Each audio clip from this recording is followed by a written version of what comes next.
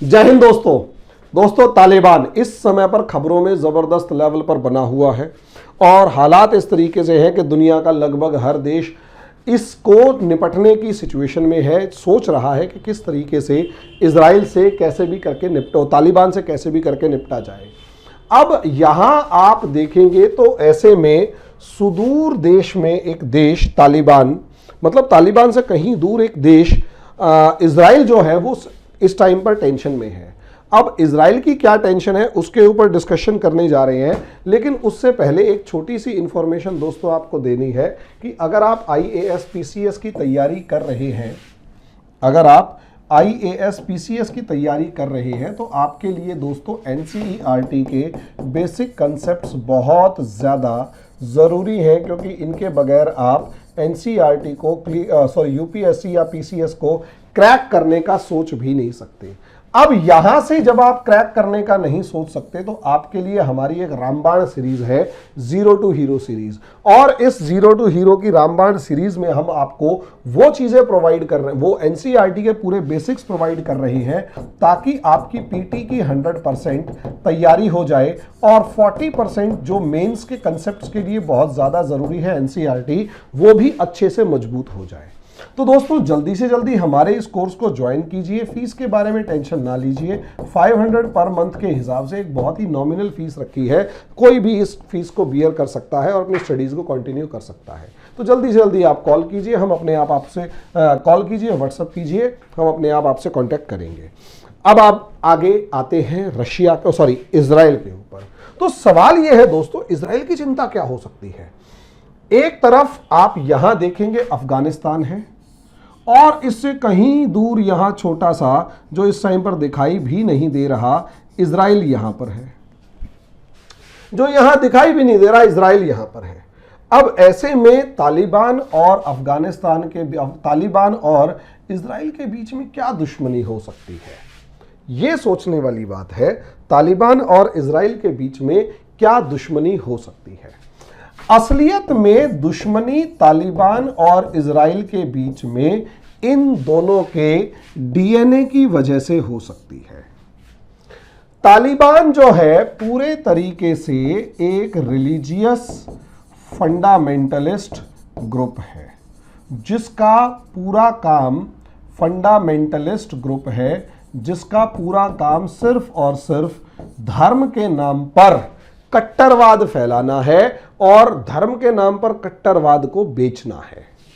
दुनिया को दिखाना है कि ध्यान से देखो, हम इस्लाम के नाम पर कितनी ताकत से लड़ रहे हैं, कितनी बहादुरी से लड़ रहे हैं, और जहां पर भी इस्लाम खतरे में होगा हम उसके लिए लड़ने मरने के लिए तैयार हैं।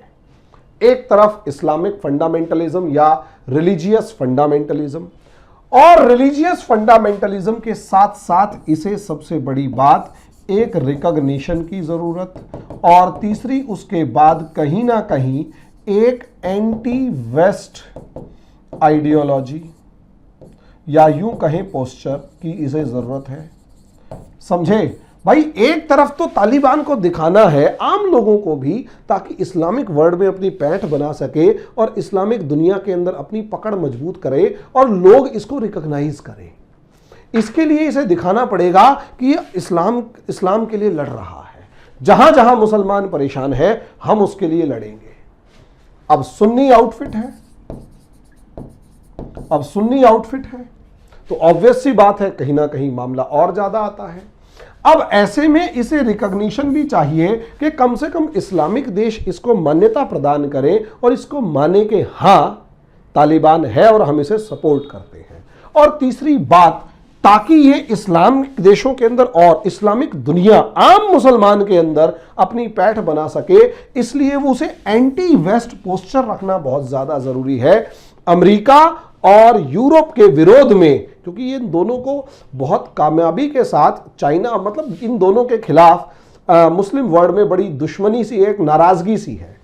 ऐसे में इन देशों की जान जो है वो इजराइल में अटकी हुई है, और इजराइल की खास समस्या क्या है कि एक तरफ तो यहां पर हमास है।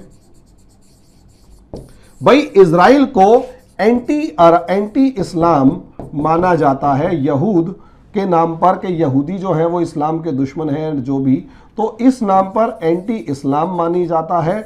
और साथ में पैलेस्टीनियन का जो मुद्दा है, पैलेस्टीनियन जो मुद्दा है, फिलिस्तीन का जो मुद्दा है, जिसमें इजराइल ने फिलिस्तीनियों को उनके घर से बेघर करके वहां कब्जा कर रखा है और पूरी इस्लामिक दुनिया का जो आम मुसलमान है वो इजराइल से नफरत करता है, तो वहां उससे लड़ने वाले दो ग्रुप्स, हमास और लेबनान का हिजबुल्लाह,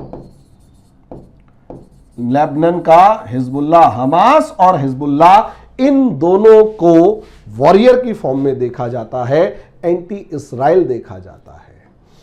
और अब जब जब इस दुनिया में कोई रेडिकल इस्लामिस्ट आउटफिट जन्म लेता है, जब जब इस दुनिया में कोई भी रेडिकल इस्लामिक आउटफिट जन्म लेगा, तब तब इजराइल की चिंता बढ़नी जरूरी है, क्योंकि इन देशों को और ज्यादा, इन दोनों ग्रुप्स को और ज्यादा सपोर्ट, फंडिंग या किसी भी तरीके से सपोर्ट्स उस फंडामेंटलिस्ट ग्रुप्स से मिलना शुरू हो जाती है। यस भाई, सारे फंडामेंटलिस्ट का बेसिक थॉट क्या है?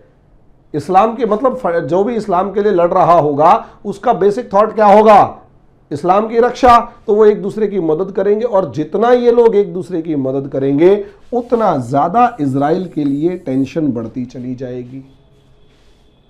यस, इजराइल का तो समस्या आप समझते ही है कि हमास और हिजबुल्लाह आए दिन, अभी तक तो इस हमास और हिजबुल्लाह को ईरान सपोर्ट कर रहा था। हालांकि ईरान तालिबान की 36 का आंकड़ा रहेगा, लेकिन क्योंकि तालिबान खुद सुन्नी है और पैलेस्टीनियंस का मामला भी सुन्नी इशू है, तो पॉसिबली किसी ना किसी रास्ते से तालिबान जो है वो अगर इन दोनों से संपर्क साधने में या कांटेक्ट एस्टेब्लिश करने में कामयाब हुआ, तो इजराइल के लिए टेंशन्स बढ़ती चली जाएंगी। और यहां हमास और हिजबुल्लाह मजबूत होंगे, जितना हो वो हमास और हिजबुल्लाह मजबूत होंगे, उतना ज़्यादा इनकी टेंशन्स लगातार बढ़ती जाएंगी। और टेंशन्स बढ़ने का मतलब डर किसके लिए?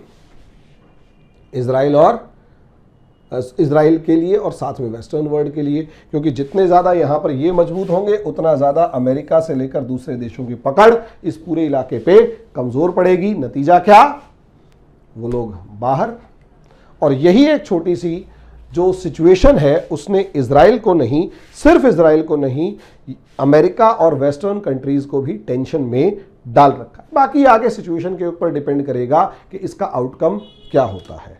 अभी के लिए इतना ही, धन्यवाद।